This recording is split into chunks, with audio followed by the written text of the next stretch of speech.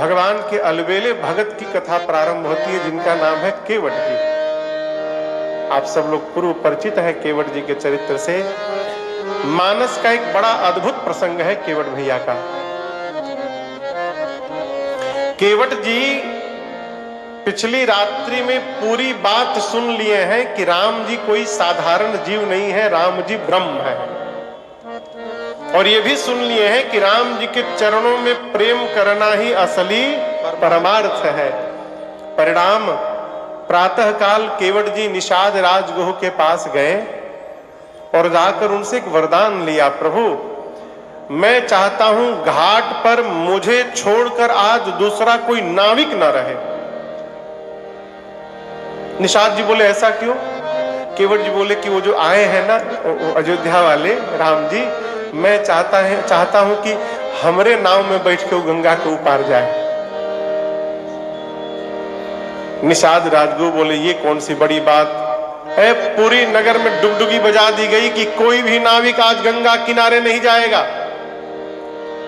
केवट जी अकेले गंगा किनारे हैं, नाव को किनारे से दूर पानी में ले जाके खड़ा किए। क्यों? यदि तट पर नाव रही मेरी और कहीं राम जी आकर सीधे चढ़ी जाए और चढ़कर राम जी बोले कि केवट ले चलो, फिर क्या करूंगा? पहुंच से दूर रखा जाए। यदि ब्रह्म होंगे, भगवान होंगे तो मेरे में भेदभाव नहीं करेंगे, चरण स्पर्श अवश्य करने देंगे, और साधारण मनुष्य होंगे तो मना कर देंगे। अब देखा जाए यही उपाय है, पता चलेगा कि भगवान है कि मनुष्य है। नाव को बीच नदी में ले जाकर खड़ा किए। हमारे आपके मध्य देवरिया के माननीय विधायक डॉक्टर सत्यप्रकाश त्रिपाठी जी एवं प्रोफेसर संत विनोबा डिग्री कॉलेज देवरिया यहाँ पर उपस्थित भय हैं। आपका बहुत बहुत स्वागत और अभिनंदन है।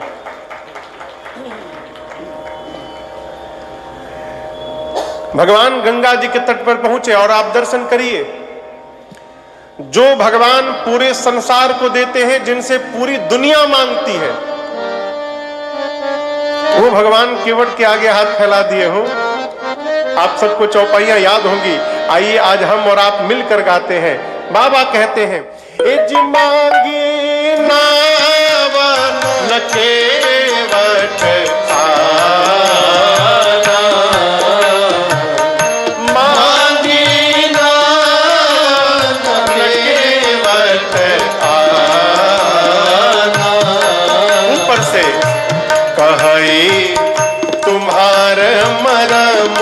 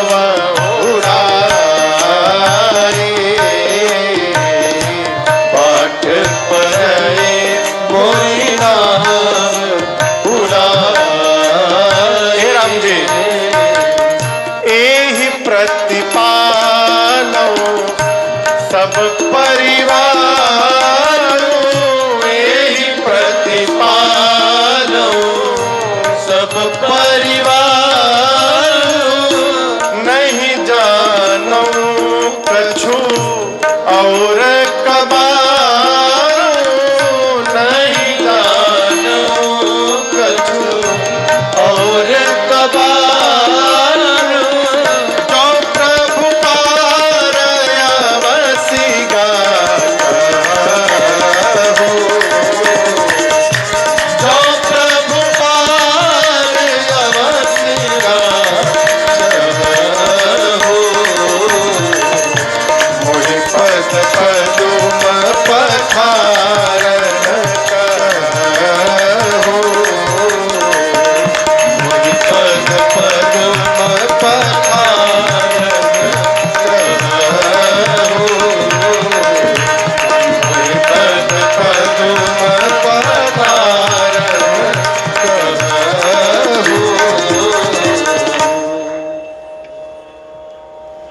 भगवान ने जाने के बाद केवट भैया के सन्मुख केवल एक बात कही, केवट जी अपनी नाव इधर लाइए। केवट जी क्या बोले, नहीं लाऊंगा। जो भगवान सबको प्रदान करते हैं वो भगवान मांग रहे हैं, यही मेरे राम जी का रामत्व है? केवट जी मना कर दिए, नहीं लाऊंगा। और केवल मना नहीं किए, ऊपर से बोले कि मैं आपका मर्म जानता हूं इसलिए नहीं लाऊंगा। लक्ष्मण जी सुने मर्म, राम जी से बोले भैया जन्म से आज तक आपके साथ मैं लगा हूं, आज तक मैं आपका मर्म नहीं जान पाया। ये अभी अभी आए केवट जी पहली बार मिल रहे, कहते मर्म जान गया। राम जी बोले पूछो कौन सा मर्म जान गए, पूछो। लक्ष्मण जी बोले कौन सा मर्म जान गए आप केवट जी? केवट जी बोले यही जानता हूं कि राम जी यहां क्यों आए हैं। लक्ष्मण जी बोले इसमें कौन सी जानने वाली बात है? नदी के किनारे खड़े हैं, नाव मांग रहे हैं, सीधी सी बात है कि गंगा जी को पार करनी है। केवट जी बोले यही तो बात है, जो मैं जानता हूं वो आप नहीं जान रहे हैं। राम जी गंगा जी को पार करने नहीं आए हैं। लक्ष्मण जी बोले फिर क्या करने आए हैं?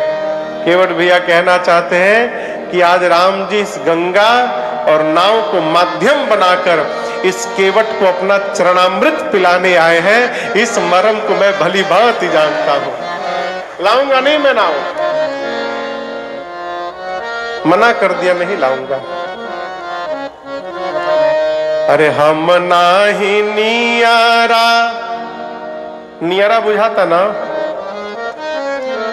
हम नाही नियारा, अरे लाइब आपन नैया हो, कि डर लागेला बड़ा डर लागेला।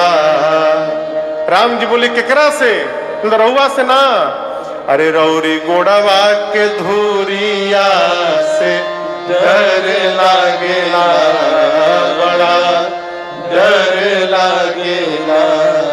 लक्ष्मण जी बोले अद्भुत हो, हाथ में धनुष बाण है, डराना चाहिए तो बाण से डरना चाहिए, तुम पांव की धूल से? बोले बाण से अधिक डेंजरस धुरिया है।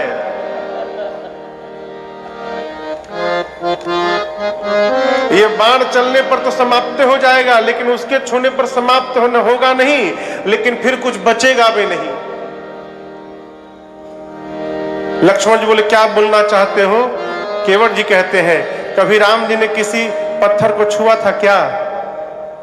ये मत समझिएगा कि हम गंवार हैं तो हमको कुछ पता नहीं है, ये सब बात छिपेला कहीं। अरे पत्थर के तिरिया, पत्थर के तिरिया, अब नौनी रउआ राजा जी, ई सब कहेला हो, ई जग कहेला। अब रउए बताई ना, ई तलकड़ी के नैया से डर लागेला बड़ा डर लागेला। केवट जी कहते हैं कि आपके पांव में जो धूल है वो कोई साधारण धूल नहीं है प्रभु, वो जड़ी बूटी है। अब ये मत समझिएगा कि मैं आप में दोष निकाल रहा, आप में दोष नहीं है। राउर दोसन पायन को, पग धूरी को भूरी प्रभाव महा है। अब पाहन ते बन बाहन काठ को, कोमल है जल खाई रहा है। ना आपका दोष, ना आपके पांव का दोष प्रभु, सारा दोष पांव के धूल का है। आप सोचिए पत्थर स्त्री में बन गया, ये तो लकड़ी की नाव है, ऊपर से दिन रात पानी में रहकर पानी पीती है, और पानी में रहने के कारण और मुलायम हो गई है। पत्थर को तो 1-2 मिनट टाइम लगा होगा, ये तो इतनी मुलायम है प्रभु, ये तो देखते स्त्री बन जाएगी। उपाय बता रहा हूं, पावन पाय पखारी के नाव, चढ़ाई हो आयसु होत कहां है। कहिए आप आपके पांव को धोकर नाव पे चढ़ा रहा हूं, क्या आज्ञा है? तुलसी सुनी केवट के बर बैर, हंसे प्रभु जानकी ओर आगे। केवट जी कहते प्रभु गुड़वा धोवा ली। अरे मरम तोर जानीला ए रघुरैया, मरम तोर जानीला ए रघुरैया। का जानता रहो? अरे गोड़ावा के धुरिया में जदुआ भरल बाटे, गोड़ावा के धुरिया में जदुआ भरल बाटे, मरम तोर जानीला हे रघुरैया, मरम तोर जानीला। जय हो केवट भैया, हे रघुरैया। बोले प्रभु पांव के धूल में जड़ी बूटी है आपके, मैं ऐसे नाव खोने नहीं दूंगा। आप पांव रखेंगे कि मेरी नाव स्त्री बनेगी, मैं जानता हूं। लक्ष्मण जी बोले क्या बोलते हो, बुद्धि उद्धि निखे का तहरा। अरे जादू एक बार हुआ, राम जी कोई मदारी थोड़ी कि जादू दिखाते चलेंगे। एक बार हुआ, वो जनकपुर जा रहे थे, भैया ने रखा पांव, पत्थर स्त्री बन गया। उसके बाद तो सैकड़ों पत्थर पे पांव रखा प्रभु ने, दूसरा कोई पत्थर स्त्री क्यों नहीं बना? केवट जी बोले मैं भी जानता हूं कि सारे पत्थर स्त्री नहीं बने, लेकिन प्रश्न ये उठता है कि कौन सा पत्थर स्त्री बना? जिस पत्थर की ओर राम जी ने हाथ देखकर इशारा किया था वो पत्थर बन गया। पूछा मुनि ही शिला प्रभु देखी, ए गुरु जी हऊ कैसन शिला बा? जिस पत्थर की ओर इशारा किया गया वो स्त्री बन गया हो। यहाँ हजारों नाव खड़ी है किनारे में, इन हजारों में हमरे नाव लोकल है। यानी यहां भी इशारा किया जा रहा है, यानी खतरा यहां भी मंडरा रहा है। प्रभु हम इतना बड़ा रिस्क कवर करने वाले नहीं है। नाव भाई सीधी बात है। कहते प्रभु इसी नाव से परिवार का भोजन चलत है। नाव चली गई तो मलिकार हमारे छोट छोट लड़का बड़ा सन खैले बिना मर गई सन। एगो बात बोली हम बरुआ से, कसम से कहत नहीं सरकार, आरे कुछ ना बुझाला,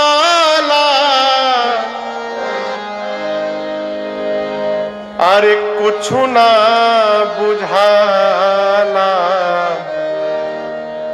ए हो मालिकार हमारा कुछ ना बुझाला, ए हो मालिकार।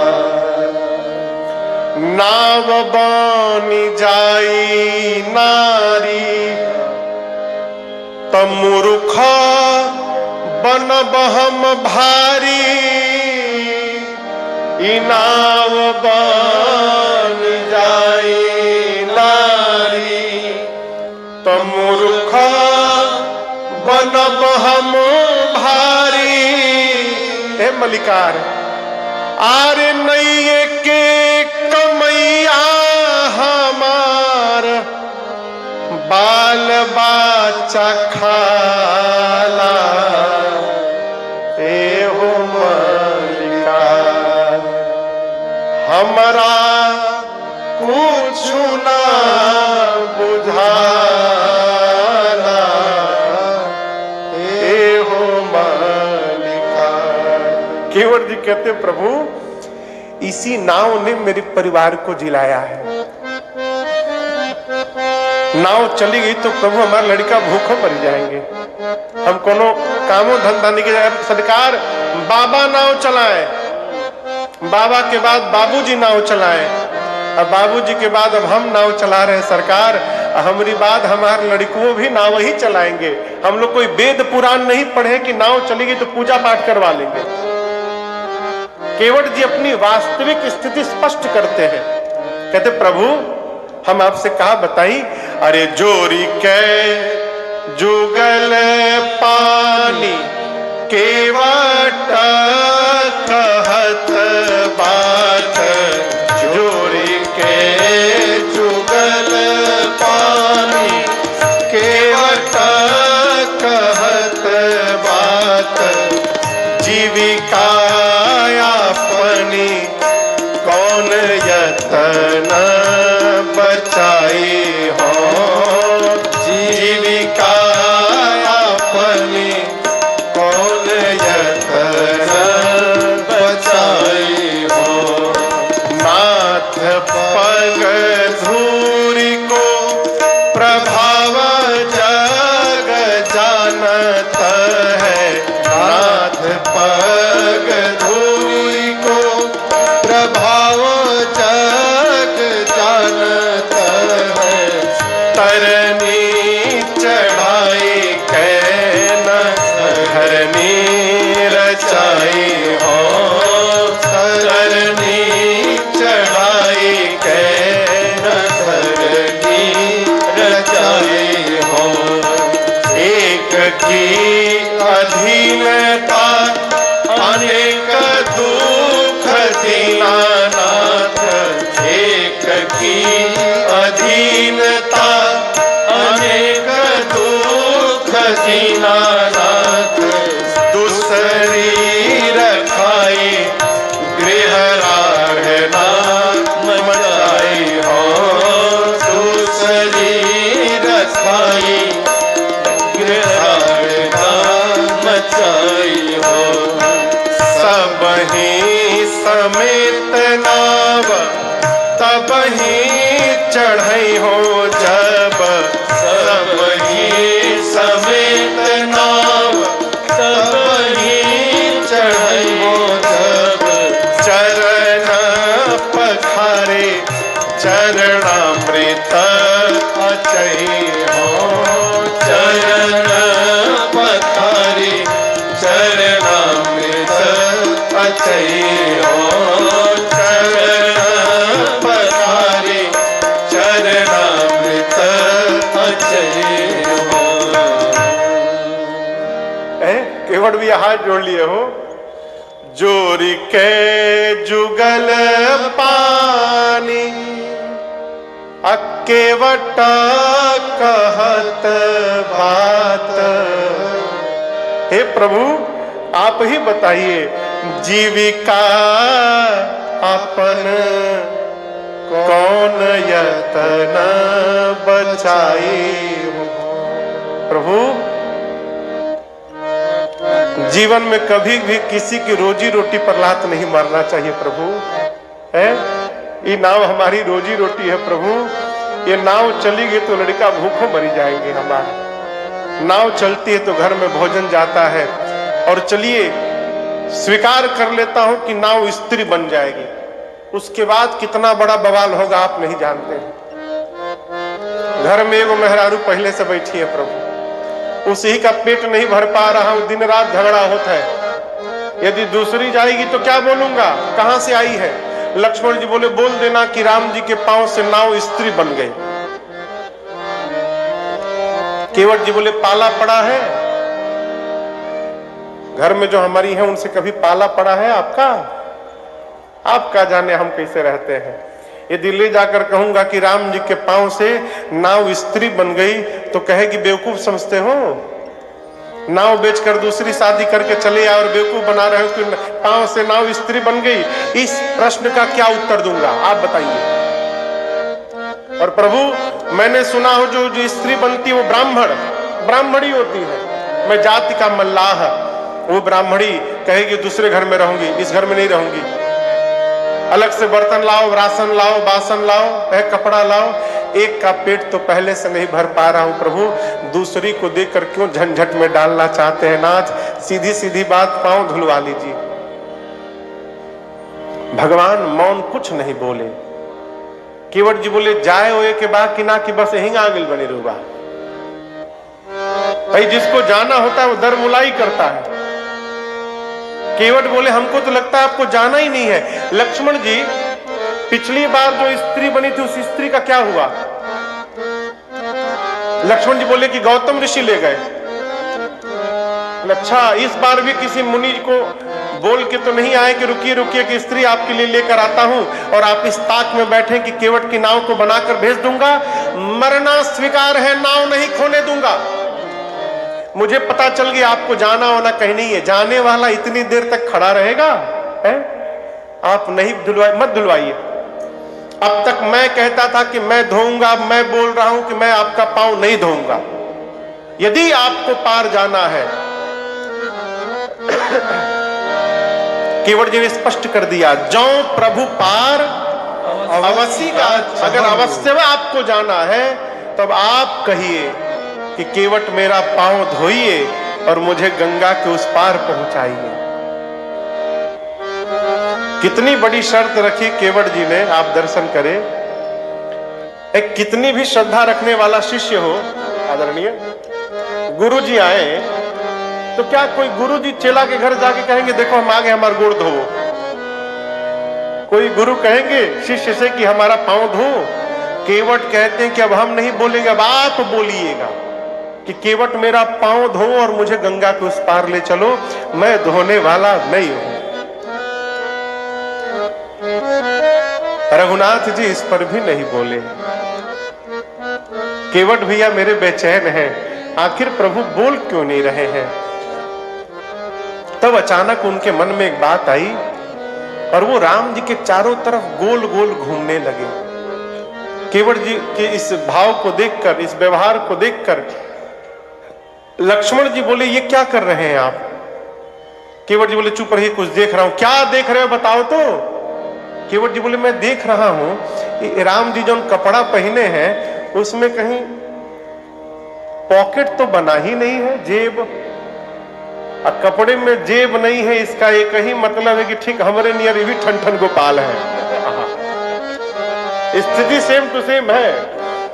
अब तब से मैं अपनी गरीबी सुना रहा हूं कि घर में भोजन नहीं है, नाव चलेगी तो बच्चों को भोजन जाएगा, और इनके पास तो कुछ है ही नहीं।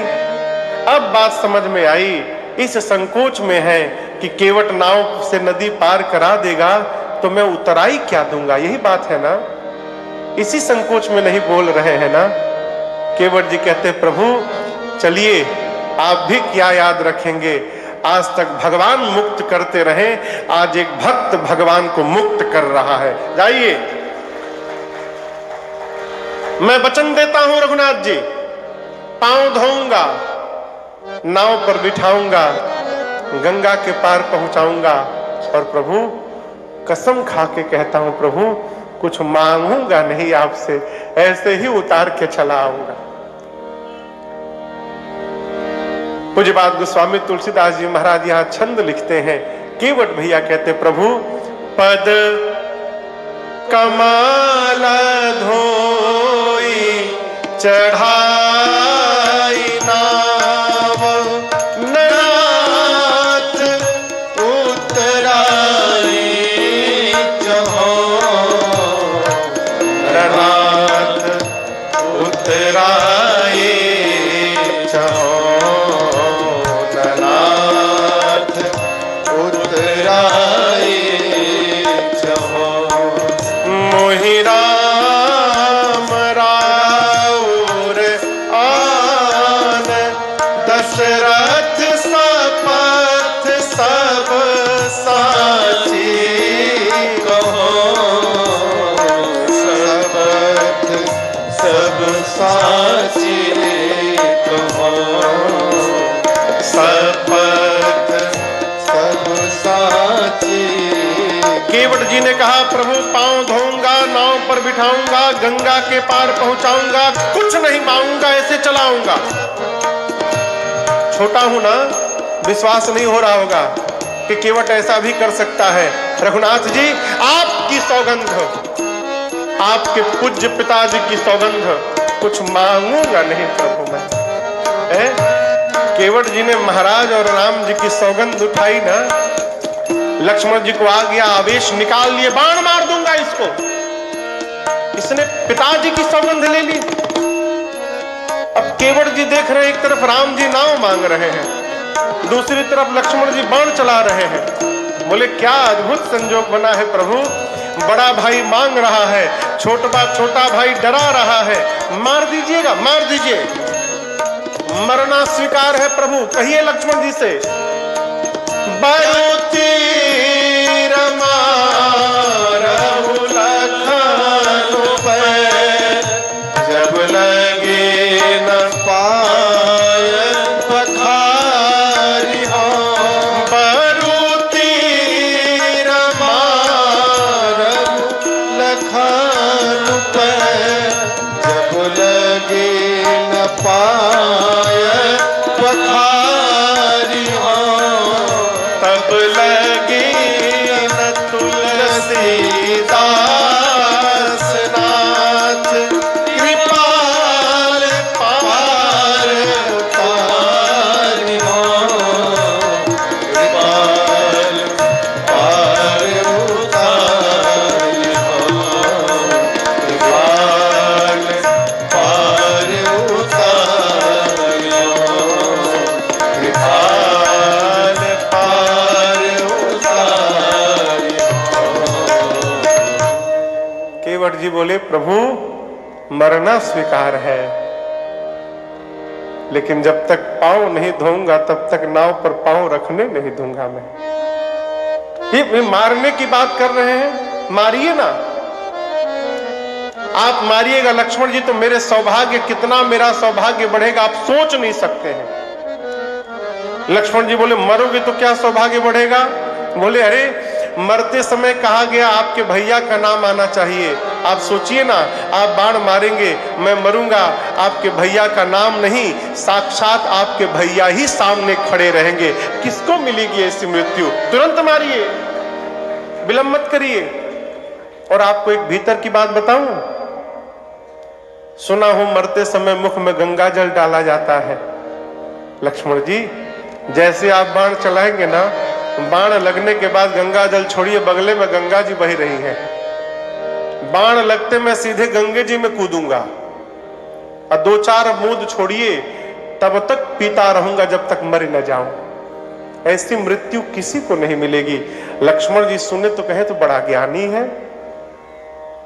लक्ष्मण जी ने बाण को पीछे रख लिया और केवट भैया अपने निष्ठा में अडिग हैं। कहते, प्रभु जब तक पांव नहीं धोऊंगा नाव पर पांव रखने नहीं दूंगा। केवट जी के इस अलौकिक प्रेम का दर्शन जब रघुनाथ जी ने किया ना, भगवान मुस्कुरा दिए। देखिए आपसे मैं बात कहूं, भगवान जब तक अलौकिक प्रेम नहीं देखते तब तक भगवान हंसने वाले नहीं हैं। लौकिक नहीं, अलौकिक। मन बिहसे रघुवंश मणि, प्रीति अलौकिक जान। अब आप कहोगे महाराज ये लौकिक प्रेम और अलौकिक प्रेम क्या है ना? हम और आप जो करते हैं वो लौकिक प्रेम है। अलौकिक प्रेम तो मीरा जी ने किया था। आप सोचिए मीरा मैया का क्या प्रेम होगा सरकार। लोगों ने मीरा जी को, अब मीरा जी किसी सतयुग द्वापर त्रेता में नहीं आई थी, इसी कलयुग की घटना है जहां हम और आप हैं, इसी कलिकाल की। लोगों ने कन्हैया के मंदिर के भीतर मीरा को जाते देखा। मीराबाई ने मंदिर का पट बंद किया, बंद होते देखा। जब बहुत देर तक मंदिर का पट नहीं खुला तो लोगों के भीतर बेचैनी भई। लोगों ने जाकर मंदिर का पट तोड़ा तो तोड़ने के बाद देखते हैं कि मंदिर के भीतर मीराबाई है ही नहीं। कहां चली गई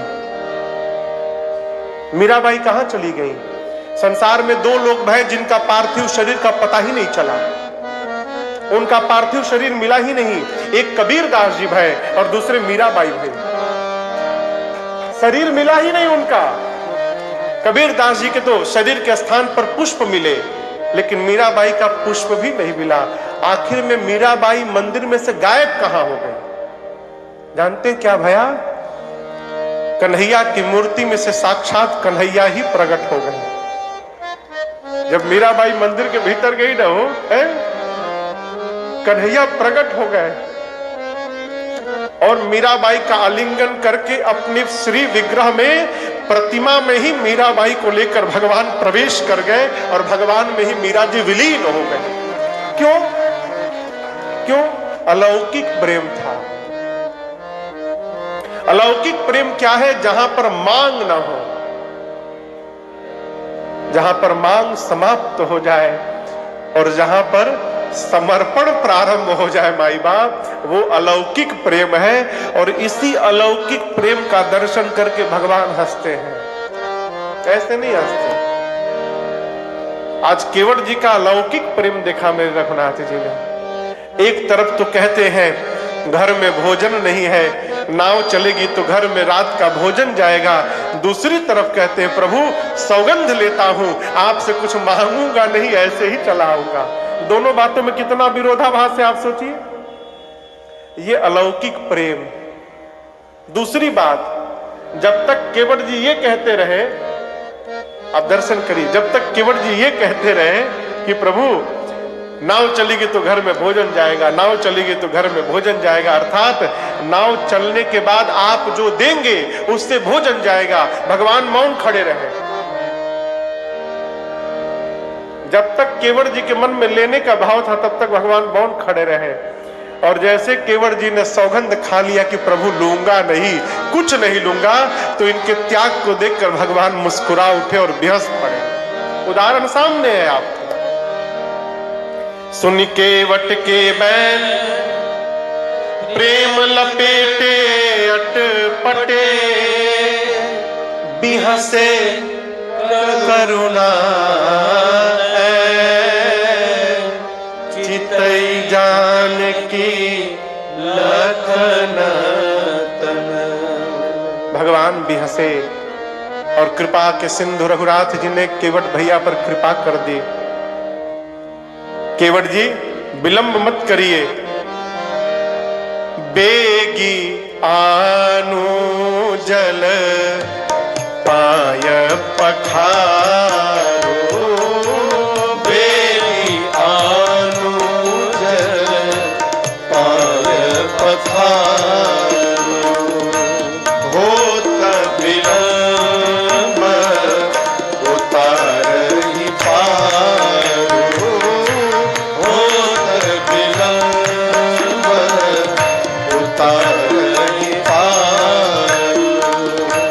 जासु नाम सुमिरत एक बारा, जासु नाम सुमिरत एक बारा, उतरहि नर भव सिंधु अपारा, उतरहि नर भव सिंधु अपारा, उतरहि नर भव सिंधु अपारा। भगवान ने कहा केवट जी शीघ्र जल लाइए, पांव पखार कर उस पार उतारिए। ये भगवान की लीला है। गोस्वामी जी कहते हैं जिसने 3 पग के भीतर 3 लोक 14 भुवन नाप दिया हो, वो गंगा को पार करने के लिए केवट से प्रार्थना कर रहे हैं। यही भगवान की भगवत्ता है। भगवान ने जैसे कहा, केवट जी दौड़कर अपने परिवारजनों को बुलाए, पत्नी को, बच्चों को बुलाया, सबको कहा कि जाकर राम जी को घेर कर बैठ जाओ। पत्नी ने पूछा घेराबंदी क्यों करना है? केवट जी बोले 3 घंटा से खड़ा करके बैठाया हूं, रखा हूं, अभी 3 घंटा और खड़ा करूंगा। तब परिवार आया केवट जी का, राम जी को प्रणाम करके चारों ओर से घेर कर बैठ गए। केवट जी छोटा सा कठौता लिए, अरे छोटो सो कठौता भरी आनी पानी गंगा जो को।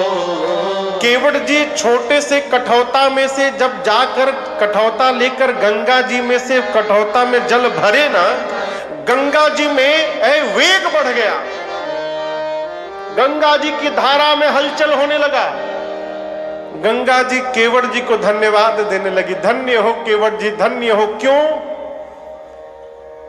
गंगा जी कहना चाहती है केवट जी एक ब्रह्मा जी हैं जिन्होंने मुझे भगवान के चरणों से दूर कर दिया और एक आप भगत भय जो मुझे फिर से भगवान के चरणों तक लेके जा रहे हैं। केवट जी आप धन्य है, आप धन्य है। पद नख निरखि देव सरी हरसी, प्रसन्न हो गई। केवट जी छोटा कठौता लेकर गए, इतना छोटा लिए थे कि एक बार में एक ही पांव आए। लक्ष्मण जी बोले और बड़ा नहीं था? केवट जी बोले छोटा आदमी का सब सामान छोट होता है, मेरे घर का बड़का कठौता है ये। लक्ष्मण जी बोले जानबूझकर छोटा लाया है कि बार बार पानी लेकर आएगा इसमें। अब इतना छोटा था कि एक बार में एक ही पांव आया। भगवान दाहिना पांव रखे, केवट जी रगड़ के धोए, पूरा पी गए। कहे प्रभु बायां बाकी है, अभी रुकिए फिर से लेकर आता हूं। फिर जल लेकर आए, बायां पांव धोए। अब धोने के बाद पांव निकाल ही नहीं रहे। राम जी बोले क्या हुआ? बोले मिस्टेक। मतलब प्रभु गलती हो गई, अब दाहिना पांव आप फिर से नीचे रख दिए और जो धूल निकाला था वो फिर से लग गया। तो लक्ष्मण जी बोले ऐसे तो लगता रहेगा, तो क्या तुम हमेशा धोते रहोगे? बोले नहीं नहीं नहीं नहीं, नहीं। वो गलती हो गई मेरे से, मैं अपना गमछा बिछाना भूल गया प्रभु। अब बायां पांव पोंछ देता हूं, इसको गमछे पर रखिएगा नाथ, और दाहिना पांव एक बार और धुला लीजिए। भगवान बोले ठीक है जाओ। तीसरी बार जल लाए, पांव धोए। केवट जी ने तीनों बार जल पान किया। अब प्रभु केवट जी के गमछे पे खड़े हो गए। लक्ष्मण जी बोले हो गया ना, तुम जो चाहते थे तुम्हारा काम हो गया ना, अब पार लेके चलो। केवट जी बोले हमारा लड़का मुंह देखने हमारा आए हैं। ये जो हमारे श्रीमती जी बैठी हैं, हमारे बच्चे बैठे हैं, ये क्या चेहरा देखने आए हैं? हाँ? ये क्यों आए हैं? लक्ष्मण जी बोले 3 बार तुम पिए तो इनकी याद नहीं आई थी। केवट जी बोले पहले हमार पेट भरे तब न इनकर भरे। प्रभु 3 बार में मैं तो तृप्त हो गया हूं, अब एक बार और धुला लेंगे ना, इनको भी तनिक प्रसाद मिल जाएगा। भगवान बोले जाओ ले आओ। चौथी बार जल लेकर आए, पांव पखारे। अब आप कल्पना करिए भगवान बैठे खड़े हैं, भगवान के ही सामने केवट जी उनके चरणामृत को अपने हाथ से बच्चों का मुख खोल खोल के डाल रहे हैं। हो केवट जी ने भगवान के सामने ही प्रमाण के साथ अपने पूरे परिवार का उद्धार करा दिया। एक ही बार में पूरे परिवारियों को चरणामृत पिलाया। लक्ष्मण जी अब कावेश बढ़ते जा रहा है। हो गया ना, घर में कोई छूटा नहीं है तुम्हारे, सब लोग आए हैं ना? बोले सब आ गए हैं। हो गया ना, अब ले चलो। बोले गांव वाले आप तो उस पार जाके चले जाएंगे, हमको लौटकर इसी गांव में आना है। झंझट में क्यों डालना चाहते हैं प्रभु? गांव वाले हैं, थोड़ा थोड़ा प्रसाद इनको भी मिल जाएगा है। भगवान बोले केवट जी इसके बाद कोई बचा ही नहीं, इसके बाद किसके लिए बोलूंगा, कोई है ही नहीं। भगवान बोले जाओ जल्दी लेकर आओ। 5वीं बार गए, जल लाए, पखारे और पूरे गांव वालों को बांट बांट घूम घूम कर बांटे चरणामृत। 2 घंटा टाइम लगा। चरणामृत बांटते बांटते केवट जी आंख से ओझल हो गए। घर में जा जाके बांट रहे हैं। लक्ष्मण जी आग में बोला, केवट जी के लड़के को बाबूजी कहां गए तो? अब वो लड़का कहां जाने? बोले हम कहां जानिए। केवट जी 2 घंटा में चरणामृत बांट कराए। लक्ष्मण जी ने आग बबूला, जैसे देखे बोले आप लेके चलो उस पार। केवट जी सोचे अब बोलूंगा तो मार डालेंगे, लेकिन बोलना तो है। केवट जी अब की बार राम जी के पास गए और जाकर बोले प्रभु एक बार अभी और धोऊंगा। राम जी बोले अब किसके लिए धोओगे? अरे केवट कब से खड़े हैं, विलंब हो रहा है। केवट जी ने कहा प्रभु क्षमा करिएगा, आपसे पहले कई लोग कतार में खड़े हैं पार जाने के लिए। राम जी बोले दिखाई तो कोई नहीं दे रहा है। केवट जी बोले यही तो बात है प्रभु, आप देख लिए होते ना तो वो कब के पार हो गए होते, आप देखे ही नहीं इसलिए सब फंसे हुए। राम जी बोले कौन पार नहीं गया? केवट जी बोले हमारे पितर पार नहीं गए प्रभु। जो स्वाद इस जिह्वा को प्राप्त हुआ है वही स्वाद अपने पितरों को देना चाहता हूं नाथ, एक बार और पांव धुला लीजिए। ऐसा सुनते भगवान ने आज्ञा दी। बाबा कहते हैं केवट राम रजाय सुपावा,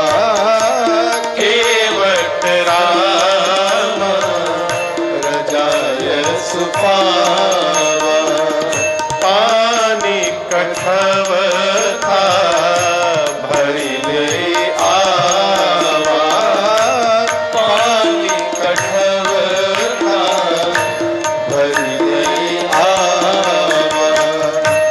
अति आनंद उमगी अनुरागा, अति आनंद उमगी अनुरागा, चरण सरोज पखारन लागा, चरण सरोज पखारन लागा, चरण सरोज पखारन लागा। प्रभु की आज्ञा प्राप्त करके केवट जी जल लाए और अति आनंद, अति उमंग और अति अनुराग के साथ प्रभु के चरणों को पखारा। और उसी जल से केवट जी ने भगवान को साक्षी बनाकर अपने पितरों को जल देकर एक ही बार में समस्त पितरों को केवट जी ने मुक्त कर दिया। प्रयास करिए कि लड़का आईएएस आईपीएस बनने के साथ साथ भगवान का भगत भी बने। सब बन गया हो, भगवान का भगत न बनाना, सब बनना व्यर्थ है। सब बन गया, अब भगत नहीं बन पाया ना, सब व्यर्थ है। केवट जी ने अपने सभी पितरों को मुक्त किया, अपने पार भय, परिवार को पार कराया, गांव वालों को पार कराया, अपने पितरों को पार कराया, और सबको पार कराने के बाद अब भगवान को पार करने चले। नाव पर बिठाए हैं, नाव चली। केवट जी के इस व्यवहार को देखकर गंगा जी विह्वल हो गए। गंगा की धारा बहने लगी। केवट जी हाथ जोड़ लिए, कहे माई अपने वेग को संभाल लो माई, आप तो इतनी तेज बहने लगी कि मैं नाव चला भी नहीं रहा और नाव भगी जा रही है। माँ, भीतर की बात, यदि आप वेग रोक लोगी ना तो मैं 1.5 घंटा इसी नदिया में गोल गोल घुमाऊंगा, ले ही नहीं जाऊंगा उस पार। केवट जी कहते हैं, माँ मेरे राघव जी उतरेंगे पार, गंगा मैया धीरे बहो। मेरे राघव जी उतरेंगे पार, गंगा मैया धीरे बहो, मैया धीरे बहो, मैया धीरे बहो, हो मैया धीरे बहो, ओ मैया धीरे बहो, हो मैया धीरे बहो, ओ मैया धीरे बहो, हो गंगा धीरे बहो, गंगा धीरे बहो, हो हौले हौले बहो, हौले हौले बहो। मेरे राघव जी उतरेंगे पार, गंगा मैया धीरे बहो। मेरे राघव जी उतरेंगे पार, गंगा मैया धीरे बहो। गहरी नदिया नाव पुरानी, गहरी नदिया नाव पुरानी, चले पुरवैया न गति ठहरानी, चले पुरवैया लगती ठहरानी। मेरे प्रियतम, हाँ मेरे प्रियतम बड़े सुकुमार, गंगा मैया धीरे बहो, मेरे प्रियतम बड़े सुकुमार, गंगा मैया धीरे बहो।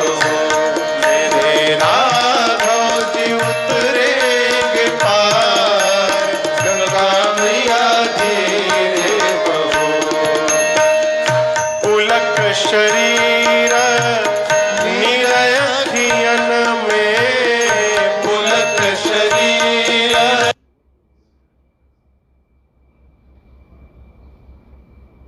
मगन होत दर्शन में आनंद मगन होत दर्शन भव सागर भव सागर से मोहि उतार गंगा मैया धीरे बहो भव सागर से मोहे उबार गंगा मैया धीरे बहो गंगा धीरे बहो गंगा धीरे बहो ओ गंगा धीरे बहो गंगा धीरे बहो ओ गंगा धीरे बहो ओ गंगा धीरे बहो ओ गंगा धीरे बहो गंगा धीरे बहो होले होले बहो होले होले बहो मेरे राघव जी उतरेंगे पार गंगा मैया धीरे बहो मेरे राघव जी उतरेंगे पार गंगा मैया धीरे ओ मैया धीरे बहो ओ मैया धीरे बहो ओ मैया धीरे बहो धीरे धीरे नाव चलाकर गंगा जी के उस पार केवट जी पहुंचे। सबसे पहले मां उतरी, फिर प्रभु श्री राम उतरे, फिर निषाद राजगु उतरे, फिर लक्ष्मण भैया उतरे और सबको उतारने के बाद सबसे अंत में केवट भैया उतरे। और उतरने के बाद पहला काम, केवट उतरे दंडवत कीन्हा। अब तक केवट जी ने भगवान को प्रणाम नहीं किया। क्यों? जानते हैं पहले प्रणाम कर लूंगा तो फिर जो राम जी बोलेंगे वो करना पड़ेगा। प्रणाम का अर्थ है आत्मसमर्पण, आत्मनिवेदन है। नहीं नहीं, मैं पहले अपनी वाली करूंगा और जब मेरी वाली हो जाएगी पूरी तब प्रणाम करूंगा। अपनी वाली कर लिए। अब केवट उतरे दंडवत कीन्हा। परंतु आज पहली बार भगवान के सामने कोई गिरा है, रघुनाथ जी ने उसे उठाया नहीं आज। क्यों? उठाऊंगा तो दूंगा क्या?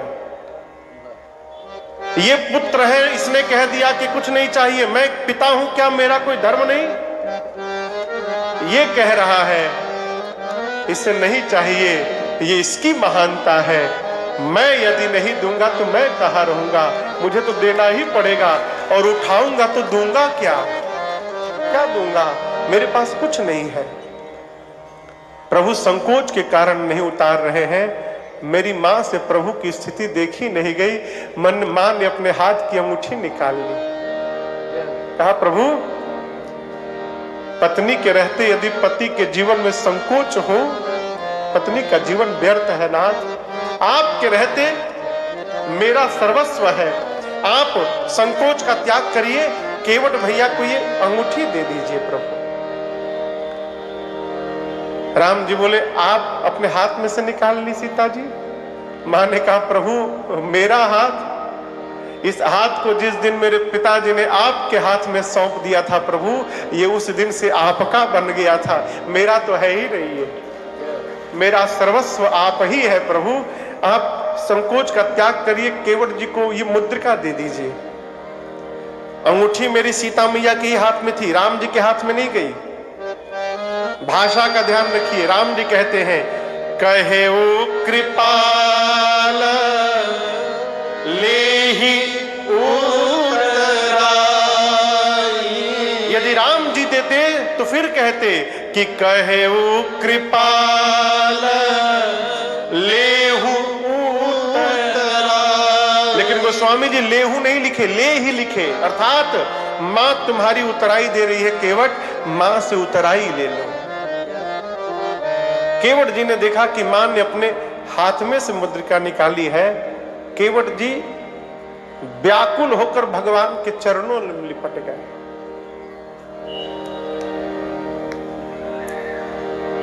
लगे रोने केवट भैया है। आर चरनिया में गिर के, चरनिया में गिर के रोवेला मलहवा राम, चरनिया में गिर के रोवेला मलहवा राम, चरनिया में गिर के, चरनिया में गिर के, चरनिया में गिर के रोवेला मलहवा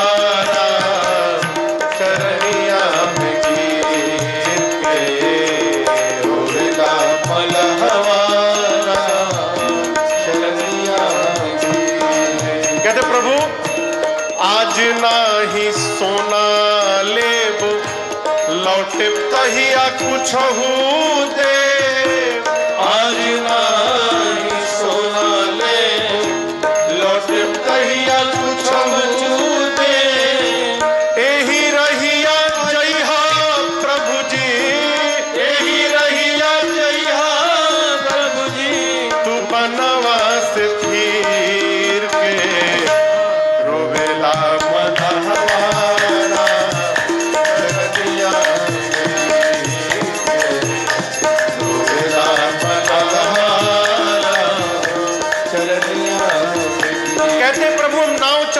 मल्लाह है, सोनार नहीं है।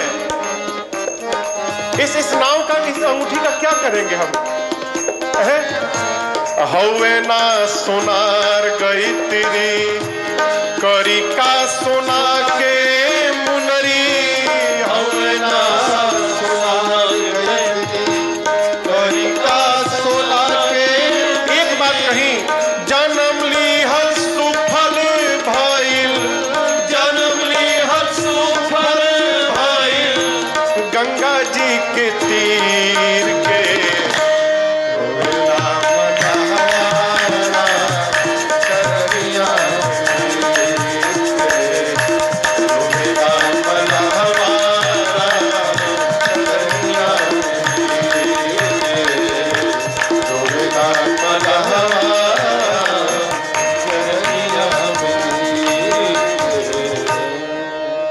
केवट जी कहे प्रभु कुछ नहीं चाहिए, अब कछुनाथ न चाहिए।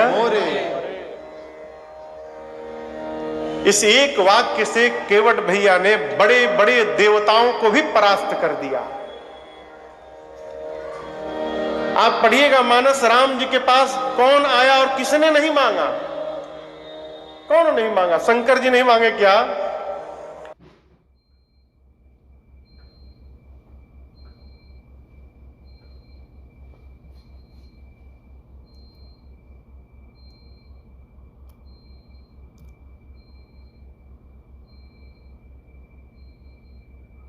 शंकर जी मांगे, ब्रह्मा जी मांगे, नारद जी मांगे, सनकादिक मांगे, गुरुदेव भगवान वशिष्ठ जी मांगे, हनुमान जी मांगे, बाली ने मांगा, विभीषण जी मांगे, कौन नहीं मांगा? राम जी के पास जो आया सबने मांगा। एक लौटे मेरे केवट भैया हैं जिनको मांगना नहीं पड़ा, रघुनाथ जी दे रहे हैं। और केवट जी ने कहा प्रभु नहीं चाहिए, नहीं चाहिए। ये बोलना सरल नहीं है, हो ये बोलना सरल नहीं है भाई बाप। ये वही बोल सकता है जिसको ये अनुभव हो जाए कि बिना मांगे बहुत मिल गया है।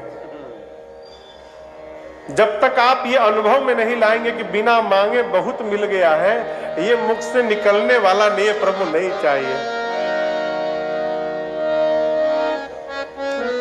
केवट जी कहते प्रभु नहीं चाहिए। क्यों? आपके चरणों को स्पर्श करने का सौभाग्य मुझे प्राप्त हो गया। जिस चरण को देखने के लिए मुनि लोग जीवन भर यत्न करते हैं, मैंने उन चरणों को पखारा है प्रभु। इससे बड़ा सौभाग्य संसार में और क्या प्राप्त होगा किसी को? कुछ नहीं चाहिए। भगवान देना चाहते हैं। केवट जी ने कहा प्रभु फिरती बार। लक्ष्मण जी ने कहा भैया वचन मत दीजिएगा, जाते समय 5 घंटा खड़ा किया है, आते समय फिर करेगा। भगवान ने वचन दिया केवट जी इधर से ही लौटूंगा मैं। बहुत कहा प्रभु ने। चलते समय प्रभु ने केवट जी को अपनी विमल भक्ति देकर विदा किया। केवट जी के पास से भगवान आगे बढ़े। यहाँ गंगा जी से सीता जी ने मनौती मांगी है, माँ मैं कुशलता पूर्वक लौट कर आऊंगी, 14 साल बाद तो यही पूजन करूंगी। भगवान आगे बढ़े, भरद्वाज ऋषि से मिलते हुए और मैया भैया के साथ पहुंचे वाल्मीकि ऋषि के पास। वाल्मीकि ऋषि ने भगवान का स्वागत किया। प्रभु ने उनको प्रणाम किया, मुनिवर ने आशीर्वाद दिया। वाल्मीकि ऋषि से भगवान ने प्रश्न किया मुनिवर हम कहां रहे? वाल्मीकि जी ने तो पहले भगवान को रहने के लिए 14 स्थान बताए। प्रभु जिसके कान आपकी कथा से सुनते कभी भरे ना, आप उसके हृदय में रहिए। जिसकी आंखें आपको देखने के लिए लालायित रहे, आप उसके हृदय में रहिए। प्रभु जिसकी जिह्वा दिन रात आपके गुणगान में लगी है, आप उसके हृदय में रहिए। जो सुगंध आपको अर्पित करके धारण करे, आपको भोग लगाकर भोजन करे, सिर झुकाकर श्रेष्ठ जनों को प्रणाम करे, हाथ से आपकी सेवा करे, पांव से तीर्थ की यात्रा करे, और जो आपके भरोसे रहे, राम जी आप उसके हृदय में रहिए। राम जी जो आपके किसी मंत्र का जप करे, पूरे परिवार के साथ आपकी पूजा करे, तर्पण होम करे, गुरु जी का सम्मान आपसे अधिक करे, राम जी आप उसके हृदय में रहिए। राम जी जिसको काम क्रोध मद मोह लोभ मत्सर कुछ ना हो, आप उसके हृदय में जाके रहिए। जो पराई स्त्री को मां समझे, दूसरे के धन को विष समझे, आप उसके हृदय में जाके रहिए।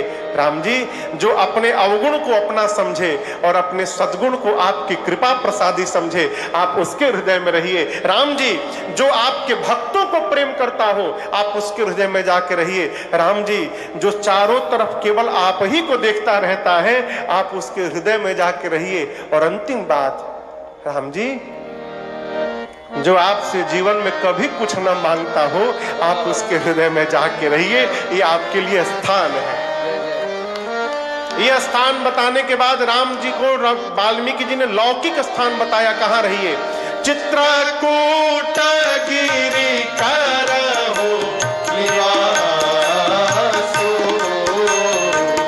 चित्रकूट गिरि करहु निवासु, तहाँ तुम्हारे सब भांति सुपासु,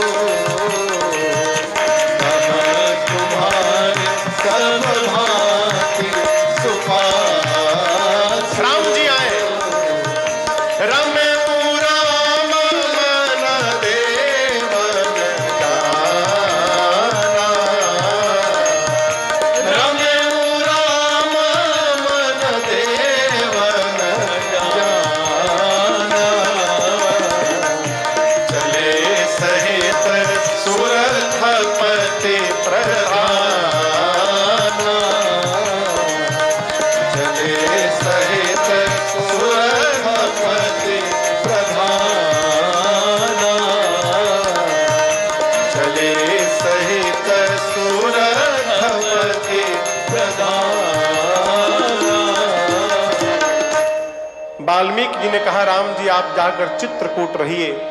राम जी भैया और मैया के साथ चित्रकूट आए हैं। देवता कोल की रात के वेश में आए विश्वकर्मा जी को साथ में लेकर, और देवताओं ने चित्रकूट में 2 कुटिया बनाई, एक ललित लघु एक विशाल कुटिया राम जी के लिए, और उसके ठीक सामने चोटी पर छोटी कुटिया लक्ष्मण भैया के लिए। देवता प्रभु से मिलकर गए। देवताओं के बाद चित्रकूट के ऋषि मुनि आए, वो मिलकर गए। ऋषि मुनियों के बाद चित्रकूट के कोल भी लाकर भगवान के सामने आते हैं, अपना उद्गार रखते हैं, प्रभु हमें अपना समझिएगा, आप यहाँ रहने का निर्णय लिए, श्रेष्ठ निर्णय लिए। प्रभु आप चिंता मत करिएगा, हम आपको वन में रोज घुमाएंगे। रघुनाथ जी आप अपना परिवार छोड़कर आए हैं ना, आज से आज हम लोगों को ही अपना परिवार मान लीजिएगा प्रभु, हम आपके साथ ही यहाँ वन में रहेंगे। हम सेवक परिवार समेता नाथ सकुचब आयसु देता। कुल भी लोग इन भाव का प्रभु आदर करते हैं और अनेक प्रकार से लाड़